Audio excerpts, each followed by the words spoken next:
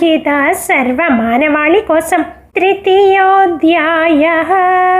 శ్రీభగవానువాచ లోకేస్మిన్ వివిధానిష్ట పురా ప్రోక్తా మయా నఘ జ్ఞానయోగేన సాంఖ్యానాం కర్మయోగేన యోగినాం.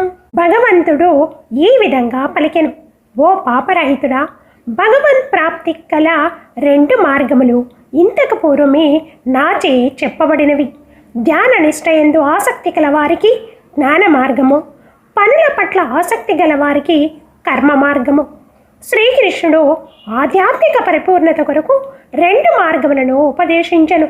మొదటిది విశ్లేషణాత్మక అధ్యయనం ద్వారా ఆత్మ యొక్క నిజ స్వభావాన్ని మరియు అది శరీరం నుండి ఎలా వేరైనదో తెలుసుకోవటం. శ్రీకృష్ణుడు దీనిని సాంఖ్యయోగం అన్నాడు. తత్వ విచారణ దృక్పథం ఉన్నవారు మేధో విశ్లేషణ ద్వారా ఆత్మజ్ఞానాన్ని తెలుసుకుని ఈ మార్గం వైపు మొగ్గు చూపుతారు. రెండవది భగవంతునిపై భక్తి భావనతో పనిచేయటం లేదా కర్మయోగము. శ్రీకృష్ణుడు దీనినే ఇంత క్రితం శ్లోకంలో చెప్పినట్టుగా బుద్ధి యోగం అని కూడా అంటారు. ఈ రకంగా పనిచేయటం అంతఃకరణాన్ని శుద్ధి చేస్తుంది మరియు స్వచ్ఛమైన మనస్సులో జ్ఞానం సహజంగానే వృద్ధి నొంది అది జ్ఞానోదయమై స్థితి వైపు దారితీస్తుంది.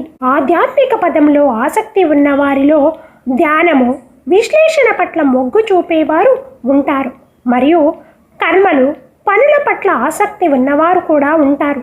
కాబట్టి ఆత్మకి భగవన్ ప్రాప్తి అభిలాష ఉన్నప్పటి నుండి ఈ 2 మార్గములు ఉన్నాయి. తన ఉపదేశము అన్ని రకాల జనులకు ఉపదేశించబడింది కాబట్టి శ్రీకృష్ణుడు ఈ రెండింటిని గురించి వివరించారు. దీనికి సంబంధించిన ఒక గురు శిష్యుల కథ తెలుసుకుందాం. ఒకసారి ఒక శిష్యుడు గురువుగారిని అడిగారు, గురువుగారు, నేను బహుధ్యానం చేయాలనుకుంటున్నాను, అందుకే ఇంటి బాధ్యతలన్నీ వదిలి అడవికి వెళ్ళిపోతాను. గురువుగారు నవ్వుతూ అన్నారు, నీ తల్లి కోమలంగా ఉన్నదని తెలిసి నువ్వు ఇంటిని వదిలి వెళ్ళిపోతున్నావా?